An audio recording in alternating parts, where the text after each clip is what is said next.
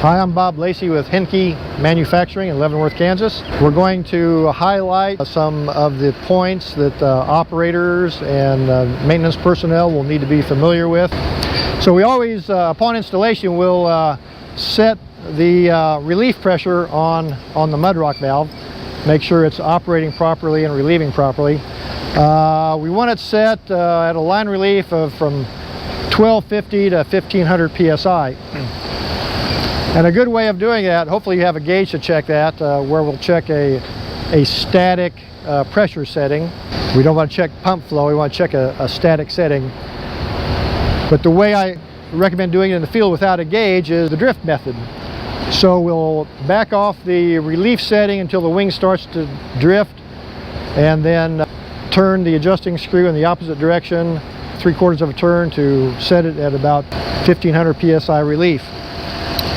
So the cartridge that you're going to adjust on the Mudroc valve is the cartridge that holds this rod in, or on the other hand allows the rod end to relieve.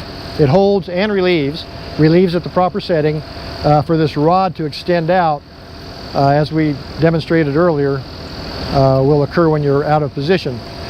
So for the rod end, I'm going to follow this line back to the Mudroc valve, and it's going to be the cartridge that corresponds to this line. So it's this forward cartridge. So with a 9/16 wrench and a 5/32 Allen wrench, I'm going to loosen the lock nut on this relief cartridge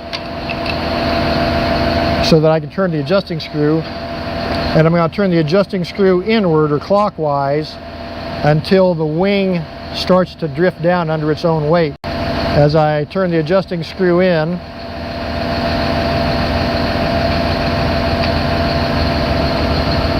the wing starts to drift down. It's relieving. That's a very low setting, so I'm going to back it off to stop it.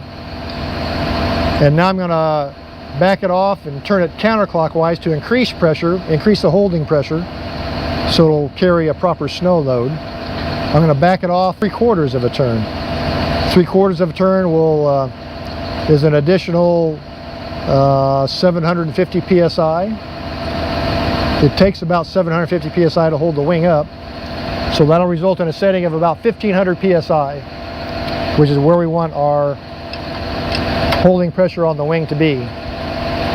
That way it'll carry a proper snow load, and at the same time it's enough to relieve this rod end and let the cylinder play out whenever the plow happens to be in improper position. It's kind of a fail-safe in case somebody unfamiliar with the machine gets in it and operates it or moves it around. Hope you've enjoyed this video. Hope it was informative. Any questions, call Henke Tech Services or your salesman at Henke in Leavenworth. Thanks.